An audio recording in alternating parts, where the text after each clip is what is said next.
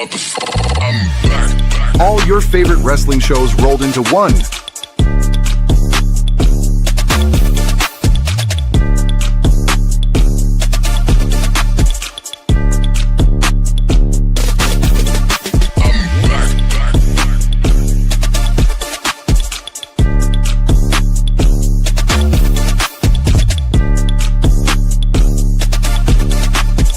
Welcome to the We Book It podcast. Let's start the show.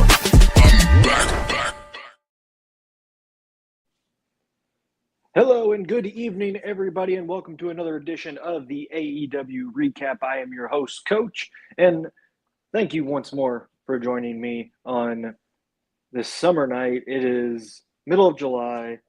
This was a time for AEW to shine because there is literally no sports on tonight. There's no sports on tonight. This is the rare day where there's no sports. WNBA was on, but it started earlier in the day, so you could catch up to this. AEW could have a chance to really bring in the viewership. I'm not sure if they did that tonight, if I'm going to be completely honest with you. We're going to go ahead and jump right in, and I'll give you my thoughts of everything. We kick things off live from Boston, Massachusetts, and we have an AEW World Tag Team Championship right off the bat. It is Cage and Cope taking on the Death Riders, Wheeler Yuta, and Daniel Garcia. Right off the bat, the crowd instantly hates Wheeler Yuta with a "F-U, Yuta." At the very beginning of the match, Yuta, of course, soaks it all in and says, "Yep, do what you want. Do what you want for me." Other than that, that was really the only thing that was memorable about this match. It wasn't anything crazy. There was a nice little spot as Cage was arguing with the referee that Yuta and Garcia put Cope through the apron and had him crawl underneath. That was an okay spot. It really came to a head when Yuta was trying to undo the turnbuckle. The referee was getting ready to do that. Obviously, it was for a distraction for Garcia, but Cage saw that and low-blowed Garcia, sending him out of the ring. As the ref was fixing the ring pad, Yuta looked and saw that nobody was there, or Garcia was nowhere to be found. Cage then lifted up Yuta, and Cope hit a flying spear for the pin and the victory. So not the best not the best start, honestly, if we're talking about with this match. I think it was very anticlimactic for an opening match. On top of that, I also we'll get to it later because there was some there was more action afterwards. You had Jay White come down. You had the rest of the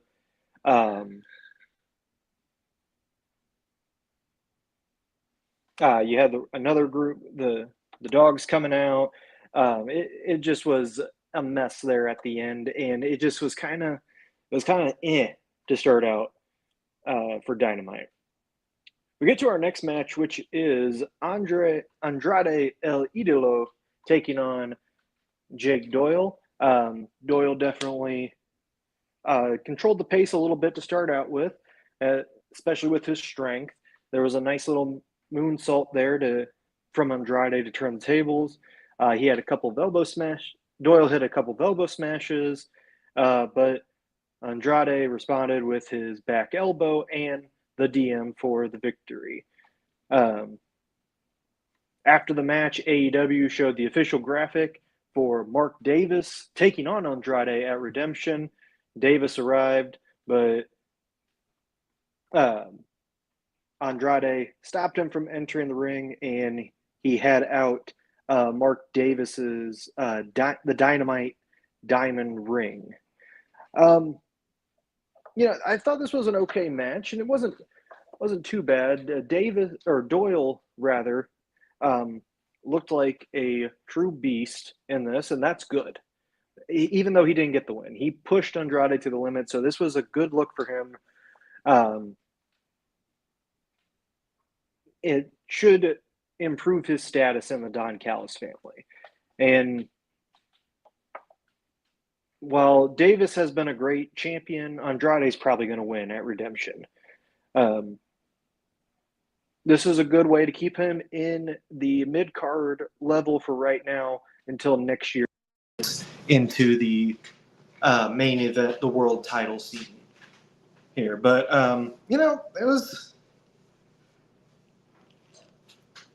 it was a pretty good match, especially after how the first match was. Also, the ladies love Andrade. The cheers for him after he removed his shirt were very telling. They were obviously wanting his pants to come off too. We get to our next segment, which is Kenny Omega's AEW World Championship celebration.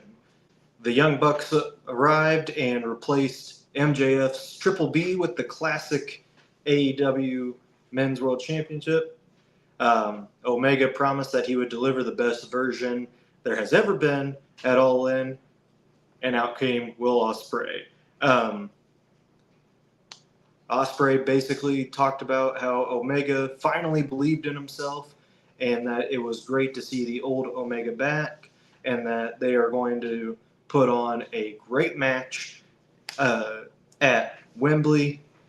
However, this brought out Kevin Knight, the TNT champion, and he also congratulated Omega, but he said he was also promised by MJF a title shot and that he was cashing in that title shot for Redemption next Sunday. And while Omega loved the Jet, talked about all of his greatness and how good he is, he would grant that match if he left the Don Callis family. Knight did not like that and hit a sneak attack on Omega. Darby Allin then came in, and that got the Don Callis family out, and then the Death Riders came out to even the odds, and this was... I'll talk about the ending of the segment later, but the segment as a whole, I thought was great. Just a little long. I was invested, though, in it. But like I said, and you'll see why it might have gone a little overboard there as we get towards the end of our recap. I thought Omega and Knight's back and forth was really good. You can really see Knight coming into his own right now. And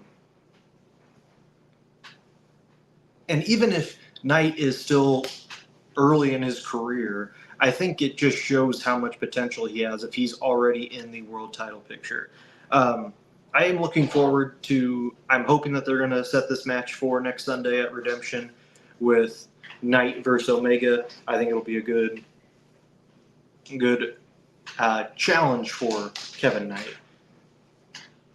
Side note, and this one's mainly for it's for my fellow We Book It co-host, producer, my tribal booker, as I used to call him, Fritos. Ospreay did compare himself and Omega to a real-life Goku and Vegeta, which is a reference to Dragon Ball Z. So I know Fritos would appreciate that. So shout out to you, Fritos. That one is for you tonight. We get to our next match, which is Brody King and Bandito taking on Aaron Solo and Nick Kamaroto. And this match happened. This was just a glorified squash match. There's nothing else to it. It was very bleh. So not a good match. Obviously a squash match, but it just there was nothing to it, if I'm going to be completely honest. I thought it was, given the time constraints that they were already facing, I don't think this match should have happened. I'm just going to go out and say that. I don't think this match should have happened. It was a waste of time. We go to our next match, which is an international championship match between Kyle Fletcher and Commander. Match of the night. These guys were high-flying and doing some amazing stuff. Fletcher does such a great job selling for his opponent, and I just imagine that once he gets a little bit more comfortable on the mic, I think Fletcher's going to be one of the top guys in AEW. But man, I'll tell you what, Commander really impressed me in this match. He was flying around the ropes, did a springboard hurricanrana to the floor that this was not a planned cut open spot, but Fletcher ran into the corner of the announce table and cut himself along his rib cage, and you could kind of see that towards the match. And then there was a great Mexican destroyer from the ropes. Like, it was, Commander was on the ropes and he jumped, got Fletcher positioned for a hurricanrana, but then turned it into a destroyer, and somehow Fletcher kicked out at 2.5. And it was just a great match. Fletcher then hit his driver, followed by a brainbuster for the win. And after that, Fletcher tried to rip the Commander's mask off. Takeshita arrived to make the save. Then Okada came out to hit a Rainmaker. Then Brodito ran out, and that was the end of that. I just want to give my props to Commander again. He did so good in this match. And again, props to Fletcher. He did well as also. And I think, especially with Commander coming back from injury, this was just a great match to get him going. I mean, Commander's rope walk is so good. It was so good. Man, I just cannot give Commander enough praise right now for how he looked during that match. And like I said, match of the night right there. The post-match segment, I think Fletcher trying to rip the mask off, totally fine. But then the constant running in with everybody, it was okay.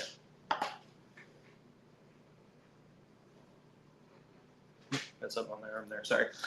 We get to our next match, which is Darby Allin versus Brian Cage. And Cage dominated Allin throughout the match, utilized his power against, obviously, the much smaller Allin. He actually, at one point, started curling, barbell curling Darby Allin at the beginning of the match.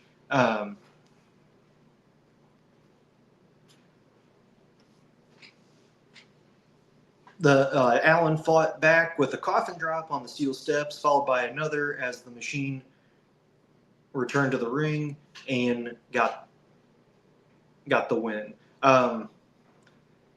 Decent match, but it felt rushed because they were coming on right to the top of the hour, and we still had the main event. But they did what they could have done, but this could have been cut for another match. I don't want, this isn't along the lines of the squash match. I still thought this was good. This was definitely a match that could have happened on Collision and I think could have been better.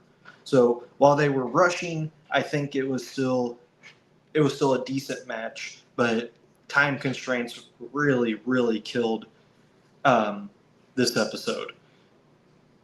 So at the top of the hour, we finally get our main event, and it's Mercedes Moné and Divine Dominion versus Willow Nightingale, Maya World, and Heian. The commentators throughout the match just kept talking about how they were going to stay on this. They were not going to cut everything short. So it kind of distracted from the match. There was a little bit of more explosiveness and chaoticness down the stretch. There was a whole lot of feeling out at the beginning of the match, not a bad thing. But Willow and Bane colliding, Monet and Maya showing off their chemistry again. Divine Dominion managed to isolate and overwhelm Heian, but Willow saved her from a pinfall after a great Falcon Arrow. While Willow cleared out Cross and Bane, the CEO survived a great spear and sealed the win with the Moneymaker. This main event, pretty good. Again, the rushing is what was killing because of the time constraints. If we look at the bigger picture here, the win for Mercedes. I appreciate you, One Direction 444. Thank you for that comment. The win for Mercedes pretty much establishes that she's in the trio. Divine Dominion is now a trio with her, and they are a unstoppable force and should give Willow a major task in finding partners that can contend with Cross and Bane. Surprisingly, no tequila today, or Tequila. So it was a little surprising there. But despite the pacing issues, the crowd was into it. And, of course, Boston, being Mercedes' hometown, this was obviously going to be her big thing. And she finished off with it. Okay.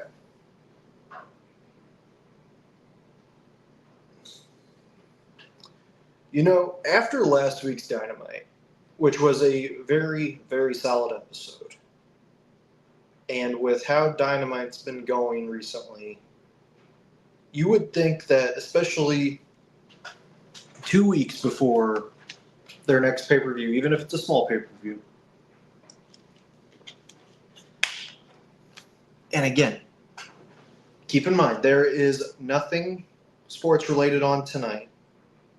This could have been the chance for AEW to really take hold and drive through with ratings, and where they could say, hey, this many people watched. Yes, it was a slow night, but this shows that we are a threat and that we are getting views.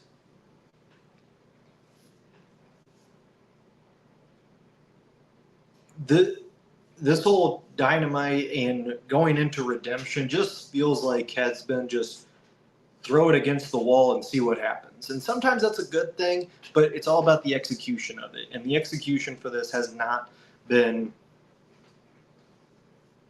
there for Redemption. Just the in-ring action was good, but it was just interview after interview from people that we've already talked to, or it was the fact that after every match we had to get somebody run in and then another person run in. And listen, I'm a fan of run-ins, don't get me wrong, but when it's for every single match except for 2, it's kind of an issue. You can't have it be throughout the entire time. And if this was WWE, I would be saying the exact same thing, because it is a shtick that really only needs to happen once or twice in a show. It can't happen almost every single time. Also, there are so many freaking factions happening right now. I'm starting to get confused on who's with who. Like Ospreay is now officially a Death Rider tonight. So does that mean the Death Riders are now a face group, or are they still a heel group? I mean, the crowd was chanting "F you" to them, but it's just a lot of unnecessariness, if that's a word. Like, if you keep it simple like it has been the last couple weeks for Dynamite, you are going to get good shows. Tonight, however, was not that, and it feels like there is a rush to the finish line for Redemption next Sunday, especially after a great Collision too. Collision was really good on Saturday. This was a big disappointment tonight. Now, do I think Redemption is going to be a great pay-per-view? Absolutely, because the matches that have been announced so far are going to be great. But Dynamite this week did not sell why fans should spend their money on a show that AEW is basically throwing together last minute. And that was very disappointing, especially with how, again, I want to point this out. Tonight was a night for AEW to own the TV stations, to own the ratings, because there was no other sporting event on. There was the ESPYs, but nobody watches the ESPYs anymore. Those used to be cool. Now they're not anymore. AEW had a chance, and they didn't get it done.